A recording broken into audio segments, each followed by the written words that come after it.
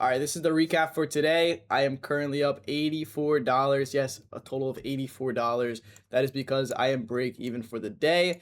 And you guys can check out my Instagram story. That's where I posted a P&L and my entry times and all that good stuff. But today, I was looking at QQQ, I was looking at Tesla, I was looking at SPY, I was not looking at NVIDIA. SPY, we had a level at that 675. Now, the reason why I didn't take anything in the middle of this range is because we're in the middle of this range, right? We're just back and forth in this area. You guys know December has been super slow, so I'm really just waiting for the best, leaving the rest here, being very cautious. So I had that 675. Now, I took Qs before it broke 675, or as it was breaking 675, so no trades right there. We had Tesla today, all-time highs was at this 496, and a lot of people were biased today. People were like, yo, this is going to go to 500. I also wanted this to go to 500. I'm not trading off my emotions. What I'm doing is just waiting for my key level. Now, I had a key level at that 496. That's those all-time highs. And I also had a key level at 500. You guys can see it did not get to that area. It got close, right? It came up to here. If it came down, bounced off the zone, then came up, I'd probably anticipate 496 with this 28, which is that high right there, depending on how strong Tesla was coming up to that area. But it never did. So I had no entry there, right? I'm just waiting for the best, leave the rest. Now, there's people out there that probably got in here and just kept holding all day, down, 40, 50%.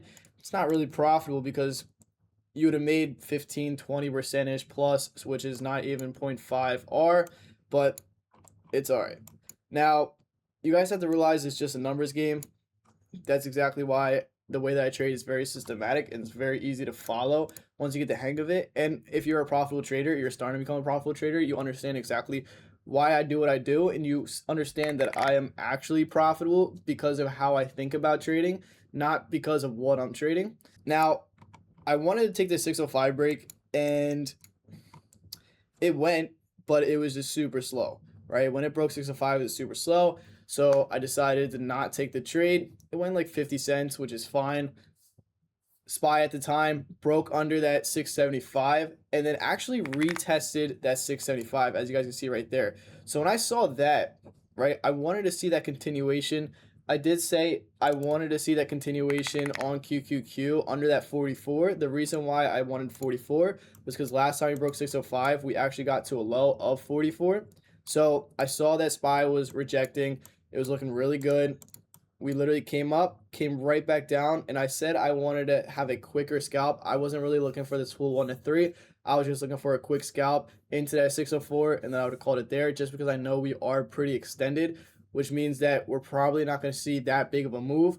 But it was looking good, right? Momentum was there. We got in. It broke 22 cents. I was instantly up like 5%. I was really just waiting for that 604. Next thing you know, we come right back up. Sold at a loss. It was like a negative 5.8% loss. So I was down $5,800 on the day, which is fine because I'm up 4R on the day from Monday. No trades yesterday. And then this is the negative 1R. And I was down to plus 3R on the week. You guys can see that my risk to reward is super profitable in the way that I trade, because even though I take losses, I take winners, these winners really compound against my losses because my losers are so small. Now, that was it. I was done on the day. And for some reason, I really never hop on my phone and take a trade. I always look at the market throughout the day just on my phone, but nothing really sets up. I kind of just look to see what the market's kind of doing. And this trade really just stood out to me. Now, we go to this 5-minute time frame, and we came down quite a bit. Now, we came from 614, which is a $10 move already on the day. And if you guys know QQQ, it doesn't usually move that much in that a little amount of time. And it obviously needed to chill out a little bit. Now, what I noticed on this 5-minute time frame is we're kind of just chilling here at that 603. Like, we're really just holding that area.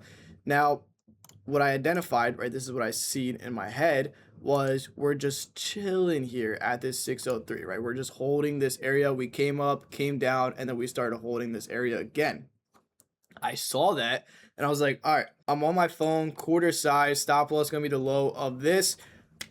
This is looking really good. Like, this is a very high probability setup. So I saw this was looking really nice. This was looking amazing. As you guys can see, we just kept holding this 603 really well, came up, came back down, held this again. So you guys could identify and see that buyers were holding that 603 really well. This had a very nice risk to reward. And I literally sold at 605. Now you guys are probably like, there's no way you fully sold at 605. Yes, because I was waiting for that 605 level to break, and that's when I sold. I also posted my fill on my Instagram story. 106 was my sell. And as you guys can see, that played out super well. I did not expect to top tick that move, as you guys can see from there to there, but I did, right? Somehow I top ticked it. I think it literally broke it by like 1 cent. As soon as I saw 605 break on the ask, that's when I just fully got out there, just because I don't want it to kind of just chill there and do exactly what it just did. But that was a great sell, right? But I don't like, it's cool, but it's just following my plan. That's all it is at the end of the day. I got in once it bounced off the zone. So right in this area, once we closed, after we bounce, stop loss is going to be this low right here. So slightly under a 1 to 3 risk to reward, but I was also quarter size because I was on my phone. These contracts absolutely exploded. They went crazy. And now I am up $84 on the day. So basically a break even day.